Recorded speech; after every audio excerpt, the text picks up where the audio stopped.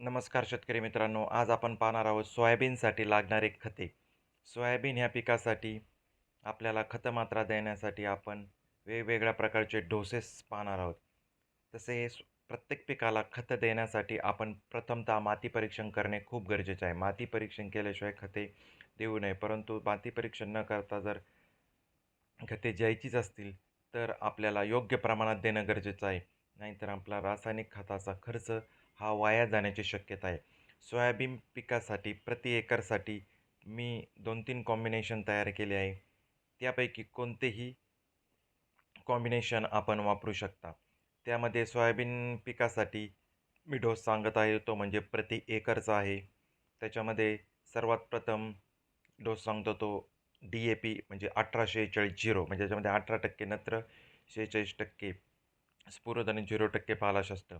आणि त्याच्या संग ही आपल्याला 1.5 बॅग एकरी टाकायची आहे आणि त्याच्या संगे आपल्याला पोटॅश 15 किलो, कारण की हे 18-46 आहे म्हणजे याच्यामध्ये पोटॅश नाही आहे, म्हणून आपल्याला या पिकासाठी 15 किलो एकरी पोटॅश. आणि हे तेलवर्गीय पीक असल्यामुळे याला सल्फरची गरज आहे, त्यामुळे आपण 10 किलो सल्फर म्हणजे आपल्याला हे combination DAP 1.5 bag plus sulphur 10 kilo आणि पोटॅश 15 किलो असं पेरणीच्या वेळेसच आपल्याला द्यायचे आहे.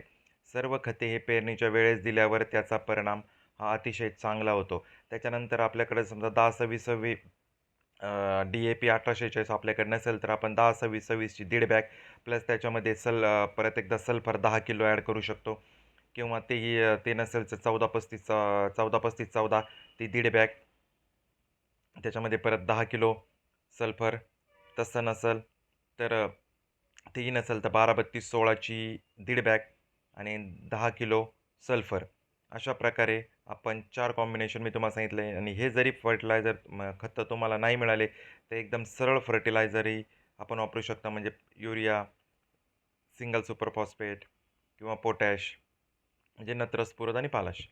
हे आपण वेगवेगळे पण एकत्र करून वापरू शकतो. परंतु हे कॉम्बिनेशन जर वापरलं तर आपल्याला चांगला रिझल्ट भेटत. आणि सर्व शेतकऱ्यांना माझी विनंती आहे की आपण हे सर्व खते हे पेरणीच्या वेळेसच द्यावे. पेरणीच्या वेळेस सोडून खते देऊ नये आणि त्याचा इफेक्ट होतो. म्हणजे मी तुम्हाला आज जे 4 कॉम्बिनेशन सांगितले त्याचा योग्य प्रकारे वापर करा आणि आपल्या शेतीचं उत्पन्न वाढवा.